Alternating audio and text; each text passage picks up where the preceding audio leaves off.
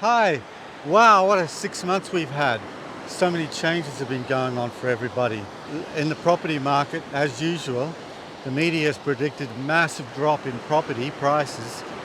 Some commentators were predicting a 20 to 30% fall in property prices, and as usual, that actually hasn't happened.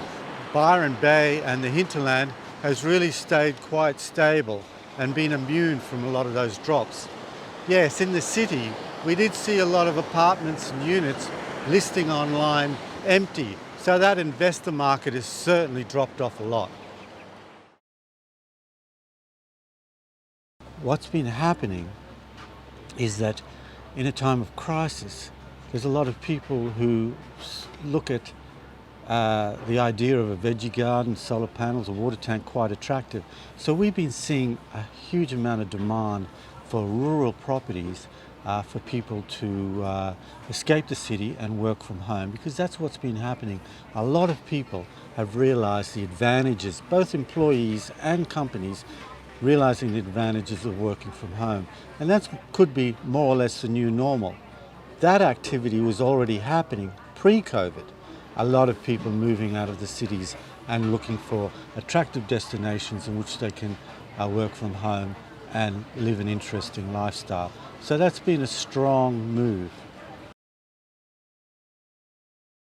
As far as opportunities go, there's been a lot of demand in that rural area of a small acreage, but it's a very competitive market.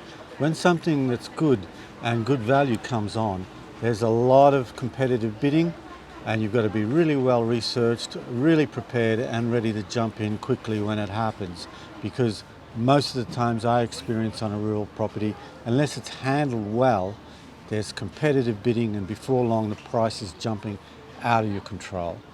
There's also quite a bit of opportunity in towns like Brunswick and Byron and other places where some of the holiday let and Airbnb properties, they've come online. Some of those owners have decided to go permanently let, and some of them decided to sell.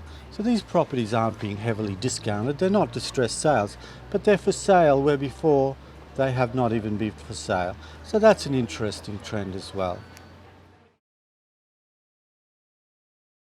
I know in the future there's still a lot of people that are very concerned about what's going to happen post-September after the government stimulus package finishes.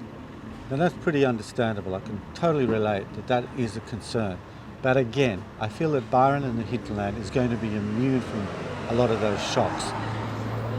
Not only is Byron a resilient property market, Byron is also a resilient community and an interesting place to live. What's been happening here is lots of people are experimenting and trialing out new ways to live and work, and a lot of times that's been very successful.